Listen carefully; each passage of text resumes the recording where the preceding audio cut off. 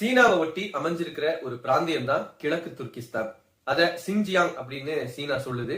அந்த பகுதியில வாழ்ற உய்குரின முஸ்லிம்கள் கடுமையான அடக்குமுறைக்கும் நெருக்கடிகளுக்கும் உள்ளாகி வர்றாங்க. ஹான் அப்படிங்கிற சீன இனத்தோட பண்பாடும் கம்யூனிச சித்தாந்தமும் உய்குர் மக்கள் மேல பலவந்தமா திணிக்கப்படுது. இது குறைஞ்சது 2016 வருஷம் தொட்டு தீவிரமா நடந்துட்டு இருக்கு. உய்குர் முஸ்லிம்கள் துருக்கிய இனக்குழுவை சார்ந்தவங்க. இன்னைக்கு அவங்கள 10 லட்சத்துக்கும் அதிகமானவங்க வதை முகாம்கள்ல அடைச்சு வைக்கப்பட்டிருக்கிறாங்க. அங்க பல்வேறு விதமான கொடுமைகளை அவங்க அனுபவிச்சு வர்றாங்க. உண்மையை சொன்னா சுமார் 1 கோடி உய்குர் முஸ்லிம்கள் சிங்ஜியாங் பகுதியில வாழ்ற நிலையில அதை ஒரு திறந்தவெளி சித்திரவதை கூடமா தான் சீனா வச்சிருக்கு.